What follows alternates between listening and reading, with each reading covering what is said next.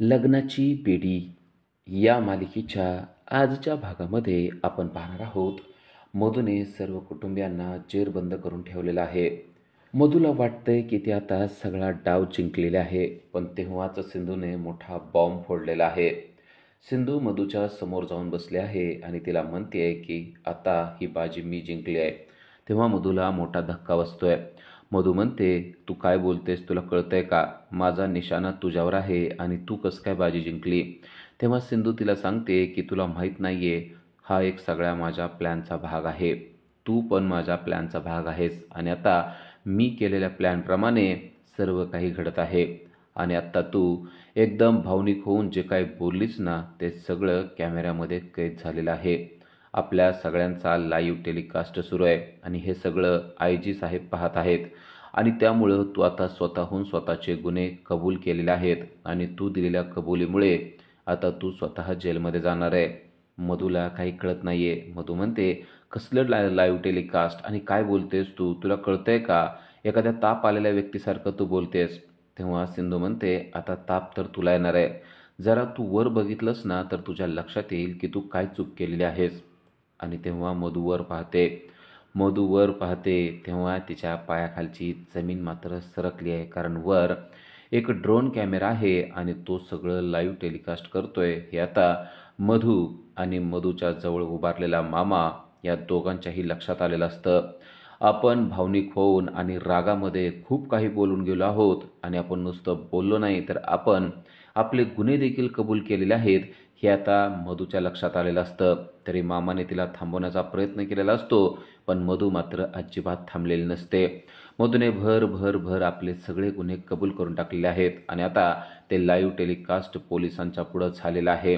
सिंधू तिच्या जवळ जाते आणि म्हणते, मधू, असत्य बाजू कधीच जिंकत नाही, नेहमी सत्याचा विजय होतो. मी तुला सांगत होते की तुझा पापाचा घडा भरलेला आहे आणि आज तो पापाचा घडा भरलाच. आज तू सगळं काही कबूल केलं आणि त्यामुळं आता तुला जेलमध्ये जावंच लागणार. तिकडे राघव खड्याळाकडे पाहत असतो आणि मनातल्या मनात बोलत असतो, सिंधू, अजून फक्त 3 मिनिट. आता 3 मिनिटामध्ये पोलीस येणार आहेत. आणि खरोखरच पोलीस त्यांच्या दिशेने येत असतात. पोलिसांनी या सर्वांचा मार्ग काढलेला असतो. GPS मुळे त्यांना समजलेलं असतं की नक्की ही घटना कुठे चालू आहे. आणि आय जी साहेब हवालदार असतात, त्यांना सांगत असतात की आपल्याला अजून थोडं पुढं जायचं आहे आणि त्यानंतर मग आपल्याला त्या सर्वांना अरेस्ट देखील करायचं आहे. राघव आणि सिंधूने केलेल्या प्लॅनप्रमाणे पोलीस आता तिथं पोहोचतच असतात. तर मधू आता सिंधूच्या डोक्यावर बंदूक रोखून म्हणते की तुला असं वाटतं ना तू जिंकशील, पण तू जिंकू शकत नाही. मी पण मधू आहे. मी पण अशी चाल चालेल ना की कोणाला देखील काहीच कळणार नाही. पोलीस येण्याच्या अगोदरच तुमच्या सगळ्यांचा खेळच मी खतम करून टाकणार आहे. त्यानंतर पोलिसांनी मला काय शिक्षा द्यायची ते देऊ दे, पण आज मी मोठी शिक्षा तुला आणि तुझ्या कुटुंबाला देणार आहे, असं म्हणून पुन्हा एकदा तिने सिंधूच्या डोक्यावर बंदूक ठेवलेली आहे. राघव देखील आता सिरियस झालेला आहे, कारण जर का मधूने चुकूनही एखादी गोळी जर का चालवली तर सिंधूचा जीव जाऊ शकतो, हे त्याला माहीत आहे. तेव्हा सिंधू देखील आता शांत बसत नाही. सिंधूने तिच्या बंदुकीवर हल्ला केला आहे आणि तिची बंदूक मिळवण्याचा प्रयत्न तिने चालू केलेला आहे. सिंधूने मधूच्या हातातील बंदूक ओढण्याचा प्रयत्न केलेला असतो आणि आता राघव देखील शांत बसत नाही. राघवने देखील जवळच असलेल्या गुंडाच्या अंगावर जाऊन जबरदस्त धुलाई चालू केली आहे. मधू आणि सिंधू यांच्यामध्ये झटापट सुरू झालेली आहे. मधूची बंदूक आता सिंधू घेण्याचा प्रयत्न करते आहे, तर इकडे राघव देखील जोरजोरात फायटिंग करून जवळ असलेल्या गुंडांच्या हातातील बंदुका काढून घेतोय. इकडे राजश्रीने पण एक प्लॅन केलेला आहे आणि तिने वकिलाच्या समोर हात जोडलेले आहेत. अहो, आम्हाला माफ करा, आम्हाला जाऊ द्या, आमचं काही चुकलेलं नाहीये, असं ती वकिलाला बोलत असते. वकिलाला कळत नाही की अचानक हिला काय झालं आणि ही हात जोडून का उभी आहे. तो तिच्यावर बंदूक रोखून उभारलेला असतो, पण तेवढ्यात राजश्रीने चालाकी करून वकिलाच्या हातातील बंदूक मिळवण्याचा प्रयत्न केलाय आणि ती त्यामध्ये यशस्वी देखील झालेली असते. रुक्मिणी तिच्या जवळ येते आणि तिच्या जवळची बंदूक घेऊन आता वकिलाला त्यांनी जेरबंद करून ठेवलंय. वकिलाला त्यांनी सांगितलंय की अजिबात हालायचं देखील नाही. घाबरलेला वकील त्यांना म्हणतोय की अजिबात हालत नाही, पण एकही गोळी तुम्ही चालवू नका. आता त्याला मरणाची भीती वाटू लागली आहे. पण इकडे मधू आणि सिंधू यांच्यामध्ये जोरदार झटापट सुरू आहे. सिंधूला मधूची बंदूक पाहिजे आहे, पण मधू मात्र ती देण्यास तयार नाहीये. त्या दोघीही बंदुकीची ओढाओढ करतायत.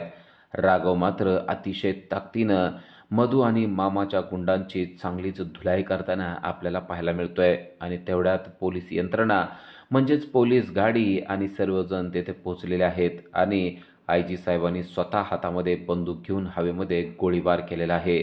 आयजी साहेबांनी हवेमध्ये गोळीबार करून सर्वांना सांगितलंय की आत्ताच्या आत्ता आपली सगळ्यांनी हत्यारं खाली टाकून द्या. तुम्हाला पोलिसांनी घेरलेलं आहे. आता तुम्ही कुठेही जाऊ शकत नाही. मामा, मधू, तुमचा खेळ संपलेला आहे असं म्हणून सर्व काही थांबवण्याचा प्रयत्न करतायत. पण मधू मात्र अजूनही झटापट करत असते. पण आता मधूच्या लक्षात आलंय की आपण पोलिसांनी घेरलो गेलेलो आहोत आणि आता शांत बसण्याशिवाय दुसरा काहीच पर्याय नाही. मधूच्या हातातली बंदूक आता सिंधूने काढून घेतलेली आहे. तर मामाला देखील कळलंय की आपला खेळ आता संपलेला आहे. कारण पोलीस आपल्या समोर येऊन उभारलेले आहेत आणि आता कोणत्याही क्षणी पोलीस आपल्याला अटक करू शकतात. राघवने देखील त्या गुंडांना जेरबंद करून ठेवलेलं आहे. मधूच्या हातातली बंदूक काढून घेतल्यानंतर सिंधू पोलिसांना सांगते की आत्ताच्या आत्ता या मधूला अटक करा. पोलिसांनी मधूला अटक करण्यासाठी एका लेडीज कॉन्स्टेबलला पाठवलेलं आहे आणि मधूला समजलंय की आपला खेळ समाप्त झाला. सिंधू तिला सांगते की तुझा पापाचा घडा भरला, सत्याचा विजय झाला आणि आता तुला जेलची हवा खायला जावंच लागणार आहे. कॉन्स्टेबल अक्षरशः तिला फरफटत ओढत जेलमध्ये म्हणजेच अगोदर गाडीमध्ये बसवतायत आणि त्यानंतर जेलमध्ये देखील तिला टाकणार आहेत. मधूचा कायमचा खेळ समाप्त झालेला आहे. मधू आणि मामा यांना आता गाडीमध्ये बसवण्यात येत आहे. तसेच त्यांच्या गुंडांना देखील पोलिसांच्या गाडीमध्ये बसवण्यात येत आहेत. स्वतः आयजी साहेब सिंधूच्या जवळ गेलेले आहेत आणि सिंधू, वेल डन, खूप चांगली कामगिरी केलीस असं ते तिला म्हणतायत. तेव्हा राघव आणि सिंधू त्यांचे देखील आभार मानतात. तुम्ही अगदी वेळेवर आलात आणि पहिली गोष्ट म्हणजे तुम्ही आमच्यावर विश्वास ठेवला. तुम्ही विश्वास ठेवल्यामुळंच हे सगळं होऊ शकलं असं सिंधूने आयजी साहेबांना सांगितलेलं असतं. तेव्हा आयजी साहेब सांगतात की राघव आमचा कर्तबगार पोलीस अधिकारी आहे. त्याच्यासाठी मी हे सगळं काही केलेलं आहे आणि तो कर्तबगार असून तो सत्य आहे हे आता आमच्या समोर आलेलं आहे. आता या दोघांना आम्ही जबर शिक्षा देऊ असं देखील त्यांनी राघव आणि सिंधूला सांगितलेलं असतं. आणि त्यानंतर ते मामाच्या समोर जातात आणि म्हणतात, काय धर्माधिकारी साहेब, आजपर्यंत एक देखील केस तुम्ही हारला नाहीत ना? चला आता ही हारलेली केस आयुष्यभर सगळ्यांना सांगा की एक केस मी हारलो होतो आणि त्या हारलेल्या केसमुळं माझं आयुष्य बदललं आणि मला कायमस्वरूपी जेलमध्ये जाऊन बसावं लागलं. आता तुम्हाला त्या जेलच्या 4 भिंतीतून कोणी बाहेर काढू शकणार नाहीये. तुम्हाला जे काय सांगायचंय ते आतमधल्या कैद्यांना सांगा असं म्हणून पोलिसांनी त्या मामाला अटक केलेली आहे. मामाला अटक करून ते त्यांना आता पोलिसाच्या गाडीमध्ये बसवत आहेत. सिंधूच्या लक्षात आलेलं आहे की सत्याचा विजय झालेला आहे. दुर्जन लोक सर्व गाडीमध्ये बसून आता पोलीस स्टेशनमध्ये जाणार आहेत. आपण जे काय केलं ते आपली बाजू सत्य असल्यामुळं राघव देखील सिंधूला म्हणतोय, आपण आज जिंकलेलो आहोत. तर मामा आणि मधू यांचं तोंड मात्र चांगलंच काळवंडलेलं आहे. स्वतः आयजी साहेबांनी त्यांना गाडीमध्ये बसवून अरेस्ट करून पोलीस स्टेशनला घेऊन चाललेले आहेत. मामाला आता पश्चाताप होत आहे की उगा आपण मधूची साथ दिली. आपण चांगले वकील होतो, पण आता आपली काहीही इज्जत राहिलेली नाहीये. आपल्याला पोलिसांच्या गाडीत बसून अरेस्ट होऊन जावं लागतंय. या गोष्टीचा पश्चाताप आता मामाला होत असतो. पण आता त्यांना पोलिसाच्या गाडीत बसून जाण्याशिवाय दुसरा काहीच पर्याय उरलेला नसतो. मधूला देखील त्या गाडीमध्ये बसवलेलं आहे आणि आता रत्नपारखी कुटुंबीय निश्चित झालेले आहेत. मधूला अक्षरशः फरफटत ओढत त्या गाडीमध्ये बसवलेलं असतं आणि ते पाहिल्यानंतर सर्व रत्नपारखी कुटुंबीय मात्र खुश झालेले आहेत. आजपर्यंत ज्या व्यक्तीने आपल्याला त्रास दिला आहे ती व्यक्ती आता कायमच्या आपल्या आयुष्यातून निघून चाललेली आहे. या गोष्टीचा आनंद रत्नपारखी कुटुंबियांना झालेला असतो आणि आता खरोखरच गाडी निघून चाललेली आहे. मामा आणि मधू हे आता कायमचे रत्नपारखी कुटुंबियाच्या आयुष्यातून निघून चाललेले आहेत. पुन्हा ते त्यांचं तोंड त्यांना कधीसुद्धा दाखवणार नाही आहेत. कारण आता त्यांना अरेस्ट झालेली आहे आणि लवकरच त्यांना शिक्षा देखील होणार आहे. सर्वजण आता सिंधूच्या जवळ आलेले आहेत आणि सिंधूला म्हणतायत, सिंधू, हे सगळं फक्त तुझ्यामुळेच सक्सेस होऊ शकलं. ती मुलगी म्हणजेच मधू इतकी कृतज्ञ निघेल असं कधीसुद्धा वाटत नव्हतं. बऱ्याचदा मी तुला विरोध केला. तुझ्या बाजूने देखील मी ठामपणे उभा राहिली नाही. तरी देखील तू आपल्या कुटुंबासाठी ठामपणे उभी राहिलीस आणि जे काय केलंयस ना, ते शब्दात न सांगता येण्यासारखं आहे. राघव देखील सिंधूला तेच बोलत असतो.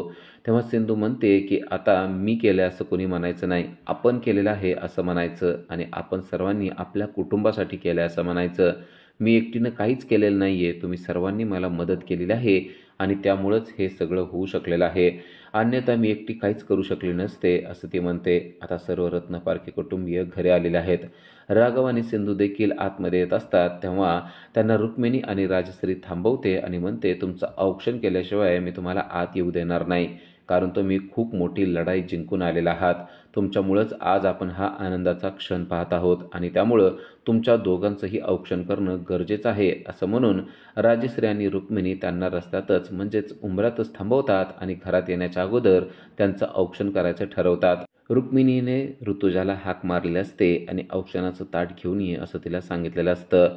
ऋतुजा पण धावत पळत औक्षण करण्याचं ताट घेऊन येते आणि आता राघव आणि सिंधू यांना हळदी कुंकू लावून त्यांचं स्वागत केलं जातं आणि त्यांना औक्षण देखील केलं जातं आणि त्यांना घरामध्ये घेतलं जातं. राघव आणि सिंधू हे सगळं काही तुमच्यामुळंच झालेलं आहे असं देखील त्या दोघांना सांगण्यात येतं. पुन्हा एकदा सिंधू म्हणते, आमच्या दोघांमुळं काहीच झालेलं नाही आहे. जे काही झालेलं आहे ते आपण सर्वांनी मिळून केलेलं आहे. ही सगळी आपली फॅमिली आहे आणि आपल्या फॅमिलीवर कधीच कोणी काही उपकार करत नाही. आपली फॅमिली चांगली राहावी, आपली फॅमिली आनंदी राहावी यासाठी सर्वजण करत असतात आणि मी सुद्धा तेच केलेलं आहे. राजश्री आणि रुक्मिणी त्या दोघांनाही घरामध्ये घेऊन येतात आणि आता सर्वजण हॉलमध्ये शांतपणे बोलत बसलेले असतात. सर्वांनाच आनंद झालेला आहे. आजपर्यंत ज्या व्यक्तीने रत्नपारखी कुटुंबियावर मोठमोठी संकट आणली आणि जे आपल्याच घरात राहत होती आणि आपल्याशी कृतज्ञ वागली अशी मधू कायमची जेलमध्ये निघून गेलेली आहे आणि तिला साथ देणारा मामा देखील जेलमध्ये निघून गेलेला आहे. ज्या लोकांनी आपल्याला खूप त्रास दिला ते आता कायमचे जेलमध्ये जाऊन बसलेले आहेत. या गोष्टीचा आनंद रत्नपारखी कुटुंबीय व्यक्त करत असतात. राघव मात्र सिंधूलाच हे क्रेडिट देत असतो. सिंधू, तू खरोखरच धाडशी आहेस. सिंधू म्हणते, मी धाडशी आहे पण तुम्हीच मला धाडस करायचं शिकवलं आहे. मी तुमच्यामुळेच धाडशी झालेले आहे. पण आजच्या या प्रसंगामध्ये मात्र सर्वजणच धाडसी झालेले मला दिसलेले आहेत. कारण त्यांच्यासमोर बंदुका होत्या पण आपल्या घरातलं कोणी देखील घाबरलं नाही. आपण बंदुकीवर सुद्धा हल्ला करून आणि बंदुकीच्या गोळीवर मात करून आपण त्या दोघांना देखील जेलमध्ये टाकण्यास सक्सेस झालेलो आहोत.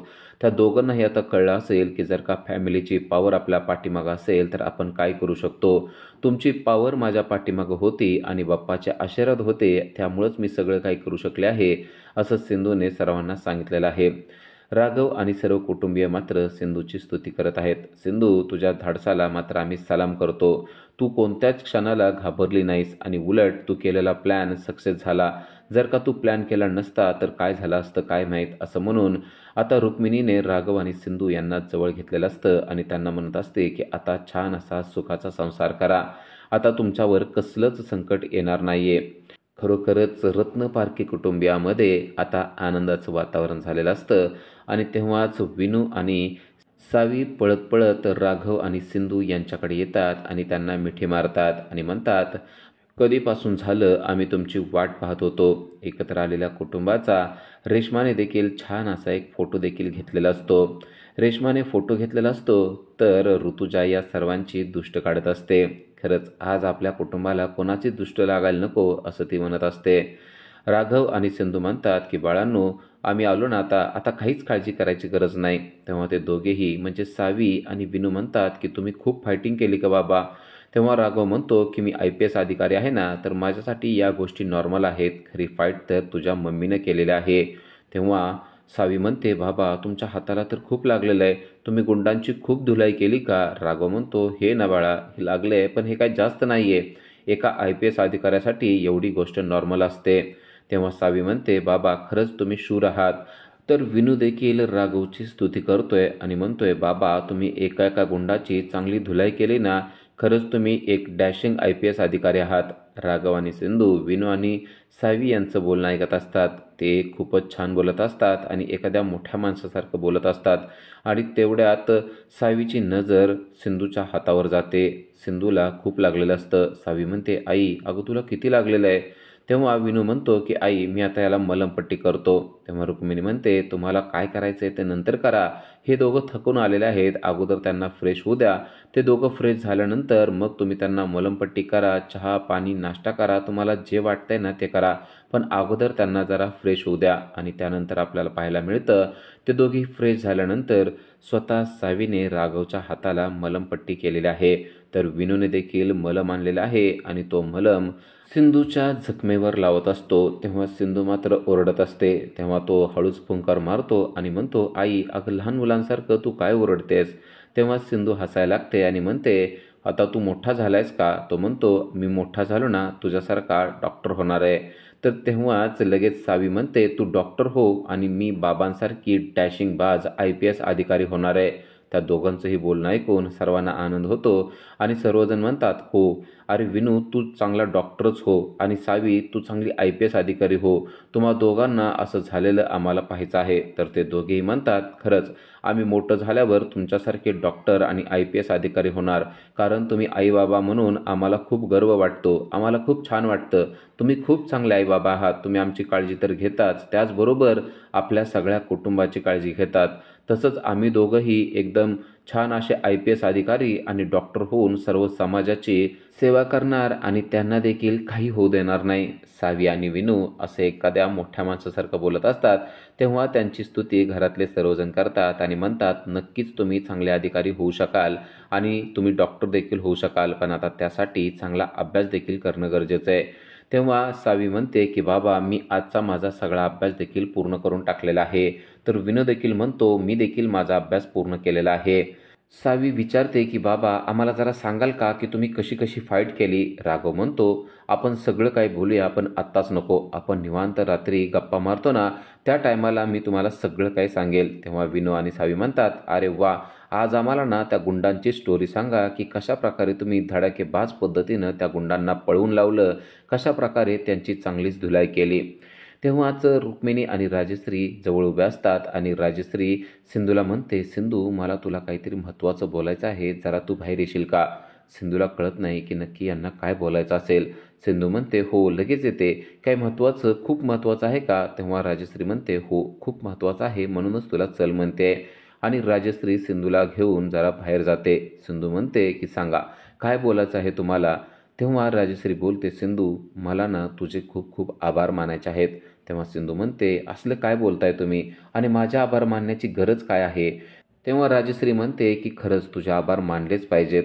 अगं तू आज जे काय केलंयस ना ते कोणीसुद्धा करू शकत नाही. आज तुझ्यामुळं रत्नपारखी कुटुंबीय एवढे आनंदी आहेत. तेव्हा सिंधू म्हणते असं बोलू नका, असं बोलून तुम्ही मला पर्क करत आहात. जे काही केलेलं आहे ते आपण सर्वांनी मिळून केलेलं आहे आणि तुम्ही सर्वांनी मला साथ दिलेली आहे म्हणून हे सगळं झालेलं आहे. अन्यथा मी एकटी तरी काय करू शकले असते. तेव्हा राजश्री म्हणते तू अगदी अचूक वेळेला योग्य असे निर्णय घेतलेस आणि त्या योग्य निर्णयामुळेच आज आपल्याला हा चुकाचा क्षण पाहायला मिळतोय. सिंधू म्हणते आता सगळं झालं आहे ना तर त्याच त्याच गोष्टी कशाला काढतायत. आता सगळं होऊन गेलेलं आहे. आता आपल्यापुढे एवढे सुखाचे छान दिवस आहेत ना तर आपण जुन्या गोष्टी जुन्या आठवणी काढण्याची काय गरज आहे. आता सगळं सोडून द्या आणि आपण नव्याने सगळ्या गोष्टी सुरू करूया. आणि तुम्ही मला साथ देत असतात ना तशीच साथ मला कायमस्वरूपी आयुष्यभर पाहिजे आहे. तुम्हाला माहीत आहे ना जेव्हा मी लग्न होऊन या घरी आले होते तेव्हा माझ्या पाठीशी ठामपणे उभारणारी पहिली व्यक्ती म्हणजे तुम्ही होता. मी घरामध्ये जेव्हा आले तेव्हा मला असं वाटत होतं की आता या घरामध्ये माझा निभाव लागणार आहे की नाही. कारण आमचं लग्न कोणत्या आणि कशा पद्धतीने झालं होतं ते तुम्हाला माहीत आहे. पण तेव्हा देखील तुम्ही माझ्या पाठीशी ठामपणे उभा राहिला आणि तुम्ही जेव्हा माझ्या पाठीशी ठामपणे उभा राहिला तेव्हाच मी ठरवलं की या घरामध्ये आपलं कोणी असो नसो मात्र माझी सासू माझ्या बाजूने आहे. पण तुम्ही माझी सासू म्हणून नव्हे तर माझी आई बनून राहिलात. राजश्रीला देखील त्या गोष्टी आठवत असतात की कशा प्रकारे सिंधू आपल्या घरामध्ये आली आणि हळूहळू ती आपली होत गेली. आणि राजश्री म्हणते आणि त्यानंतर आपली मनं एकमेकामध्ये कधी गुंतत गेली आपल्याला कळलंच नाही. सिंधू म्हणते फक्त तुमच्यामध्येच नव्हे तर हळूहळू राघवमध्ये देखील मी गुंतत गेले. सुरुवातीला आमचं जास्त काही पटत नव्हतं पण त्यानंतर मात्र आमचं पटायला लागलं. त्यानंतर नुसतं पटायला लागलं नव्हे तर मलाच कळत नाही की राघव यांच्या प्रेमात मी कधी पडले आणि त्याचबरोबर राघव देखील माझ्या प्रेमात पडत गेले आणि आम्ही एकमेकामध्ये गुंतत गेलो. राजश्री म्हणते, तुम्ही दोघंच एकमेकामध्ये गुंतला नाही तर आम्ही देखील सर्वजण तुमच्यामध्ये गुंतलो आणि आता तुम्ही देखील आमच्यामध्ये गुंतलेला आहात आणि अशी छान अशी आपली फॅमिलीच तयार झालेली आहे. सिंधूला एक एक गोष्ट आठवत असते की कशा प्रकारे आपण राघवच्या प्रेमात पडत गेलो, कशा प्रकारे आपण त्याला गिफ्ट दिलं होतं आणि त्यानंतर खळखळून हसलेलो होतो. राजश्री सिंधूला म्हणते की तुला आठवतं ना की राघव एकदा सदाच्या प्रकरणात कसा अडकला होता, तेव्हा देखील तूच त्याला बाहेर काढलं होतं. सिंधू म्हणते, आता जे झालंय ना ते होऊन गेलेलं आहे, आता त्या गोष्टी काढण्याची काही सुद्धा गरज नाहीये. उद्याच्या भागामध्ये आपल्याला पाहायला मिळतं की विनू आणि सावी दोघं पण राघव आणि सिंधू यांच्या रूममध्ये आलेले असतात आणि ते म्हणत असतात की आज आम्ही इथंच झोपणार आहोत. तेव्हा राघव त्यांना म्हणतो की आज तुम्ही इथं का झोपणार आहात? तेव्हा ते म्हणतात की आम्हाला तुमच्याकडून गोष्ट ऐकायची आहे. राघव म्हणतो, आजच्या दिवस जर तुम्ही तिकडं झोपलात तर चालेल का? विनू आणि सावी मात्र अजिबात ऐकत नसतात. त्याचबरोबर इकडे राजश्री आणि सिंधू बोलत असतात आणि सिंधू राजश्रीला सांगते की या घरावर मी कधी देखील संकट येऊ देणार नाही, त्यासाठी मला जीवाची बाजी लावावी लागली तरी चालेल. तेव्हा राजश्री म्हणते, असा प्रसंग आता येणारच नाहीये, असा प्रसंग आणणाऱ्या व्यक्ती आता कायमच्या निघून गेलेल्या आहेत. अशा सिरियलच्या अपडेटसाठी आजच आमच्या चॅनलला सबस्क्राईब करा. थँक्यू.